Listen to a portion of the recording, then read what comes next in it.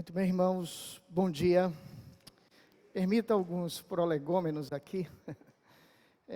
Eu queria agradecer o convite do reverendo Cid Caldas, em nome da Igreja Presbiteriana de Manaus, em nome do nosso pastor titular, pastor Francisco Chaves, a quem trabalhamos já há quase 8 anos, e em nome do nosso pastor emérito, pastor Zé João, quem trabalho há 30 anos. Comecei adolescente, não como pastor, mas como primeiro dando trabalho, como jovem, depois como presbítero e depois como pastor auxiliar dele. Então, muito obrigado por este convite. A Igreja Presbiteriana de Manaus se sente honrada com o convite.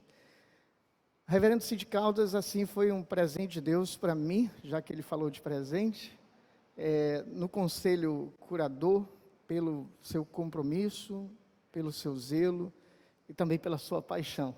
Então, quando a gente está num trabalho voluntário como esse, um trabalho de uma envergadura muito hercúlea, só o Senhor Deus para sustentar uma instituição dessa durante 150 anos, nós precisamos de exemplos e de pessoas que realmente às vezes precisam bater a mão na mesa e caminharmos no Senhor no sentido de fazer com que a gente dê continuidade a esse legado que é hoje do Mackenzie, e também um legado da Igreja Presbiteriana do Brasil, à sociedade, sendo sal e luz onde quer que nós estejamos. Então, de fato, foi uma comemoração muito significativa, não só para o Mackenzie, mas também para a Igreja Presbiteriana do Brasil, como falou o reverendo Roberto Brasileiro.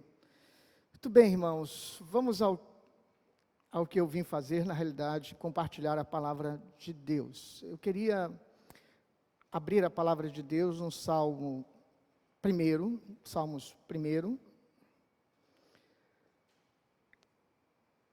E nós vamos ler a palavra de Deus a partir do verso 1 até o final. Podemos ler responsivamente, reverendo? Então, eu lerei os versos ímpares, irmãos lerão os pares. Ok? Bem-aventurado o homem que não anda no conselho dos ímpios, não se detém no caminho dos pecadores e nem se assenta na roda dos escarnecedores.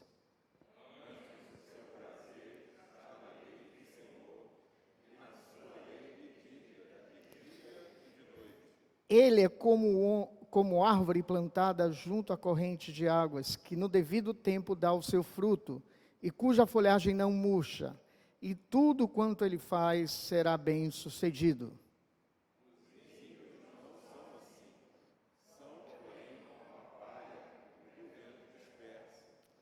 Por isso, os perversos não prevalecerão no juízo, nem os pecadores na congregação dos justos.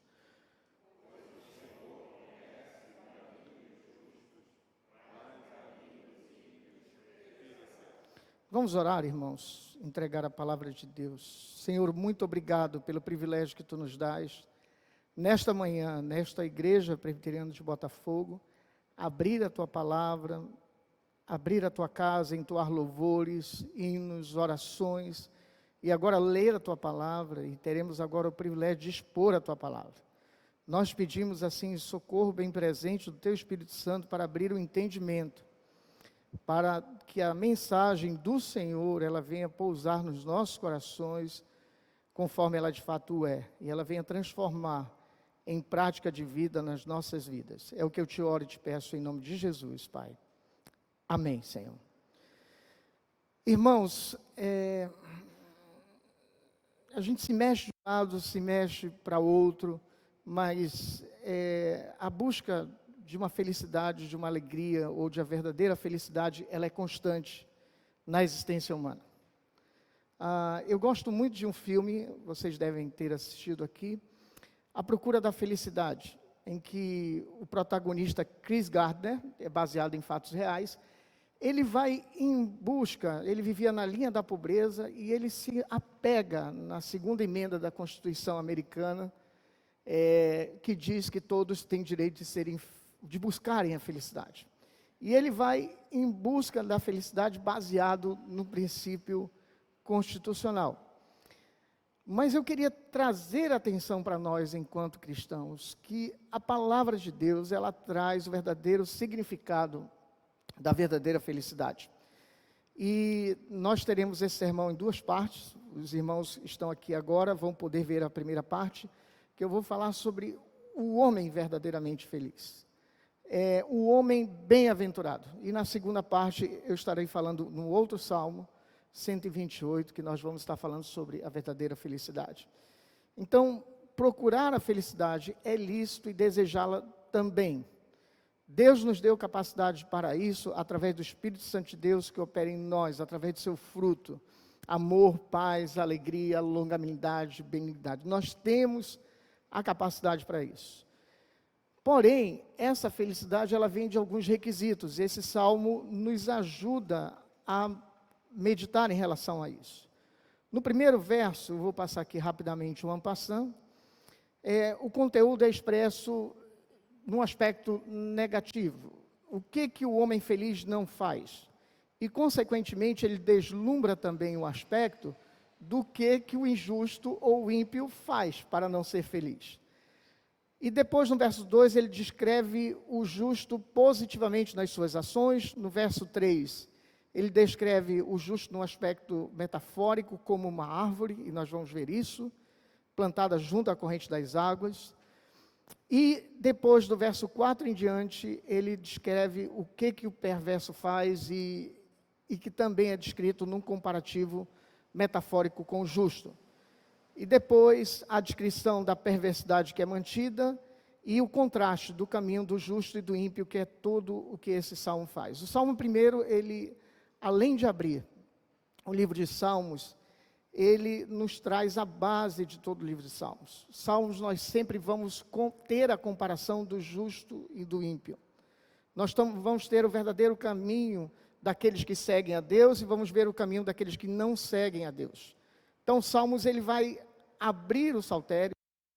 Ia ser muita ousadia minha pregar 2 livros de Salmo em alguém que foi presidente da enologia da igreja. Me permita, reverendo, por favor.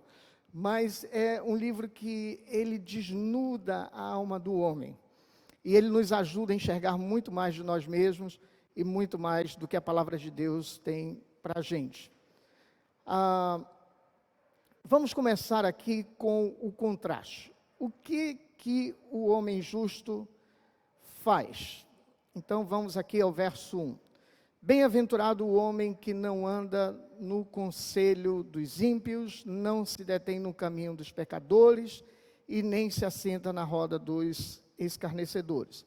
Eu já falei aqui que ele começa com uma comparação do justo e do ímpio. E aqui ele começa a falar do justo. Mas quando ele começa a falar do justo, ele define também muito daquilo que é o caminho do ímpio. Mas antes disso, permita-me aqui uma palavra. Essa palavra bem-aventurado na palavra de Deus, que abre esse saltério, ela é uma palavra muito forte. Ela é como se fosse um grito. Bem-aventurado, uma interjeição, algo que é preciso, é necessário. E aqui a palavra usada é justamente como um homem que é abençoado e é apontado por outro homem como bem-aventurado. Quem escreve, aqui não tem a autoria real, a maioria dos autores e comentaristas não acreditam que foi Davi ou o organizador dos próprios salmos, mas a ideia é que ele inicia esse salmo com essa palavra. Normalmente a palavra bem-aventurança tem 2 significados. Uma, Deus te chamando de bem-aventurado, a outra, um homem chamando o outro de bem-aventurado. Então, portanto, quem escreve foi o homem e ele escreve nessa perspectiva. Bem-aventurado é o homem, palavra barak. E como eu já falei, ela é uma interjeição, ela é uma palavra enfática, dizendo de um homem que é verdadeiramente feliz e que nada impede que ele seja feliz, desde que ele tema ao Senhor e ele ande nos caminhos do Senhor. Então vamos aqui. O que ele não faz? Esse homem bem-aventurado, ele não anda no conselho dos ímpios. Esse homem bem-aventurado não se detém no caminho dos pecadores e nem se assenta na roda dos escarnecedores. A maioria dos desenhos desse salmo, ele nos traz o próprio salmo numa progressão. Então, esse homem, ele não caminha no conselho, ou seja, nos desígnios, dos propósitos daquele que é mau. O caminhar é no dia a dia. É como se você estivesse caminhando com uma pessoa, reunindo com uma pessoa. Ele não entra no conselho dessas pessoas que não conhecem a Deus. Esse homem também, ele não para no caminho, no sentido de estar junto deles enquanto tramando aquilo que eles fazem. E o terceiro e último movimento, ele não é um movimento mais de parada. A palavra nem se assenta, dá uma ideia de permanecer e habitar naquela prática. Ele já não só está caminhando, ele não somente parou, mas ele também já está na roda, já está habitando e certamente na prática daquelas pessoas mais. É interessante isso. Provérbios 1, de 8 a 19, ele nos traz um pouco essa ideia. Quando Salomão escreve Provérbios 1, de 8 a 19, ele diz o seguinte: filho meu, ouve o ensino de teu pai e não deixes a instrução de tua mãe, porque serão como diademas de graça para a tua cabeça e colares para o teu pescoço. Filho meu, e aí ele continua, se os pecadores querem te seduzir-te, não consista. Se disserem, vem conosco, embosquemo-nos para derramar sangue, empreitemos, ainda sem motivos inocentes, traguemo-los vivos como um abismo, inteiros, como os que descem a cova. Acharemos toda sorte de bem preciosa, encheremos de despojo a nossa casa, lança a tua sorte entre nós e teremos toda uma só bolsa.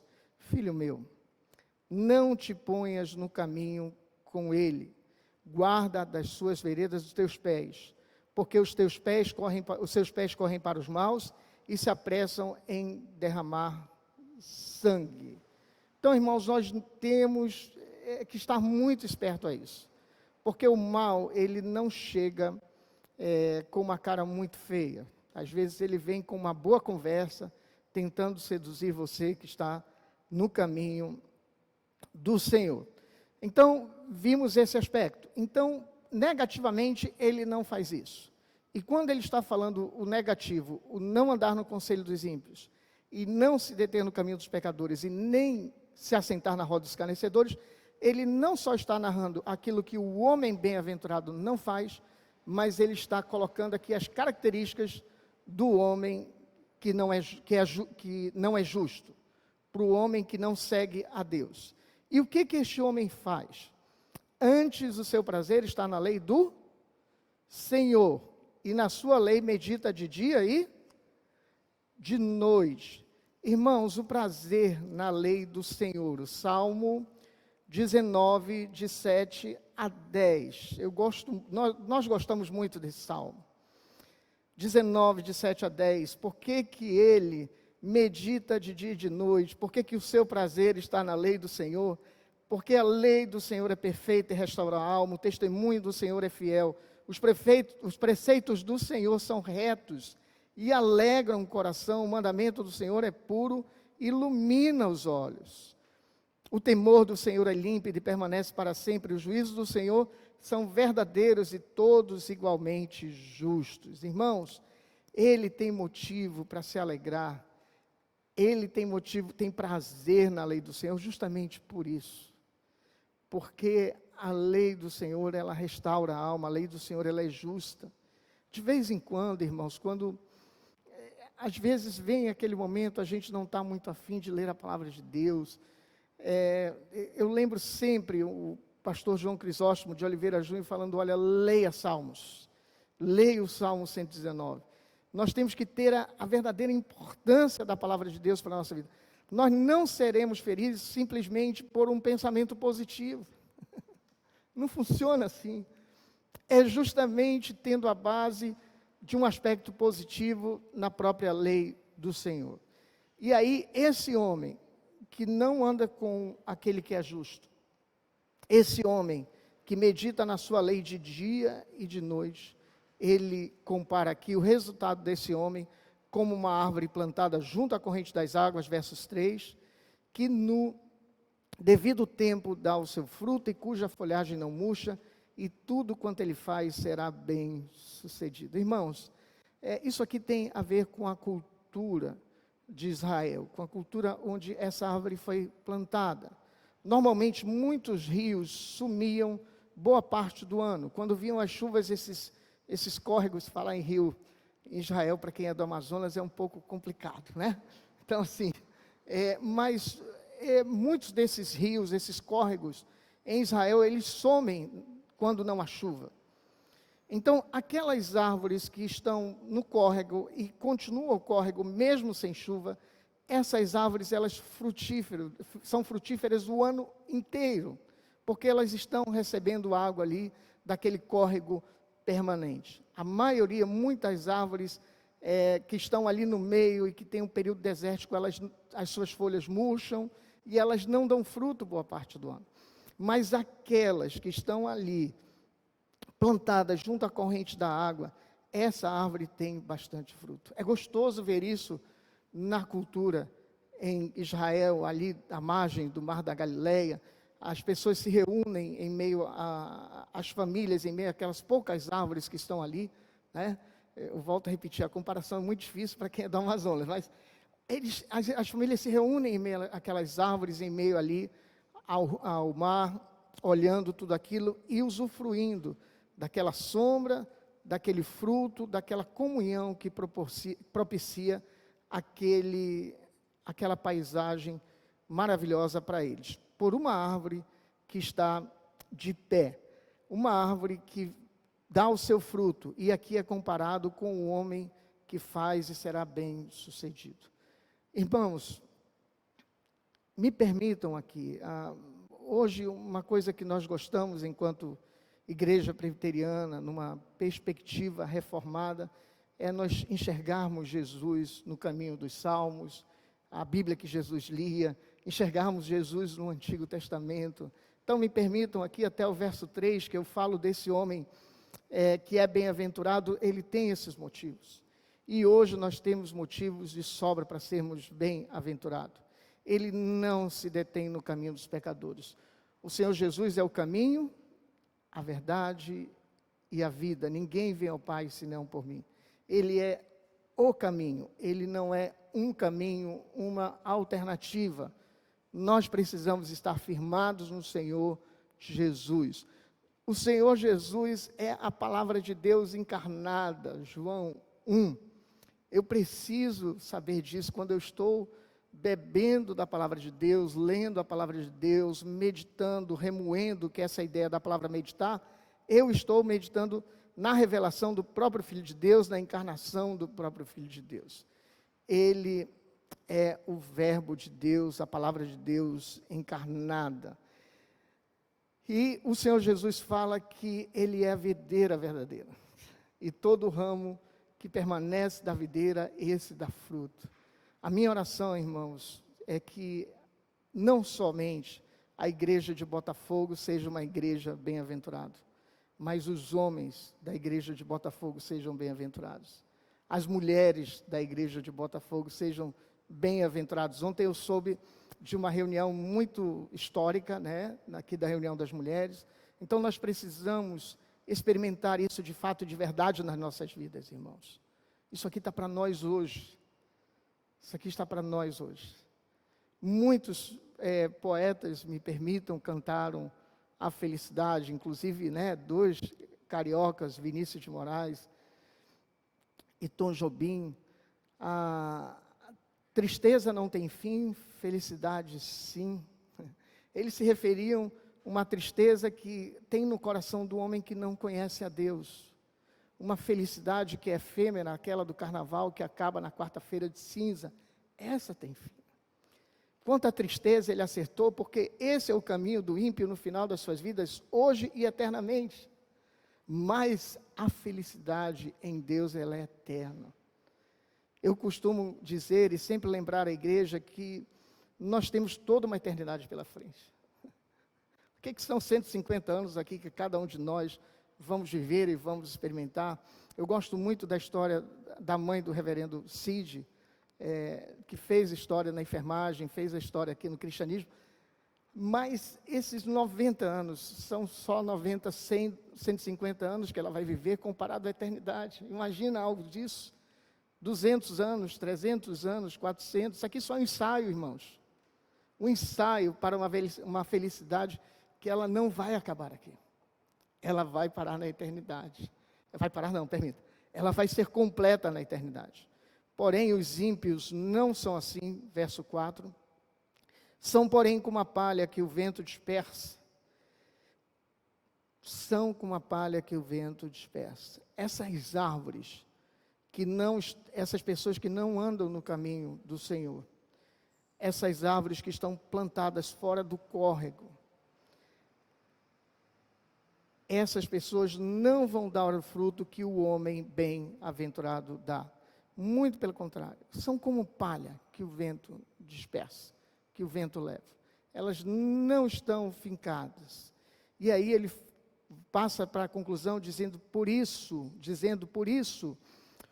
os perversos não prevalecerão no juízo, diante de um tribunal, diante dos líderes, diante de onde é preciso comparar a verdade, confrontar aquilo que é lícito. Essas pessoas não prevalecerão no juízo. A gente fala muito de injustiça. A justiça humana é falha, mas de Deus a justiça não passa. Então, por isso, os perversos não prevalecerão, e nem os pecadores na congregação dos justos. Irmãos, tem um bastão ali de pastor, né? Também, esse pastor, João Crisóstomo, ele gostava de deixar um taco de beisebol, alguma coisa no gabinete dele. Ele dizia, ele era aquele tipo de pastor que ele farejava lobo. Então, nós pastores, nós presbíteros, líderes da igreja, precisamos estar de olho naqueles que tentam se criar e que não são crentes no meio da congregação. Essas pessoas não vão se criar. O próprio Senhor vai revelar e com o tempo eles se vão. E aí ele conclui dizendo o Salmo, pois o Senhor conhece o conselho, o caminho dos justos, mas o caminho dos ímpios perecerá.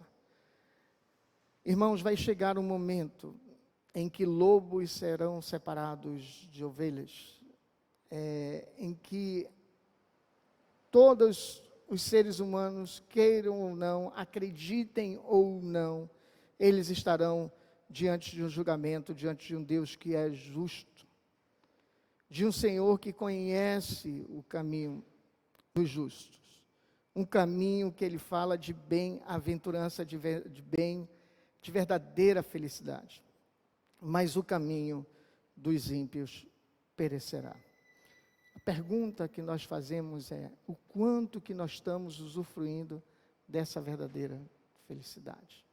Uma verdadeira felicidade que não é efêmera, uma verdadeira felicidade que tem base, que não é um carnaval, mas é uma verdadeira felicidade que está na palavra de Deus, e que o caminho da felicidade está no próprio caminho do Senhor Jesus, que nos leva ao Pai.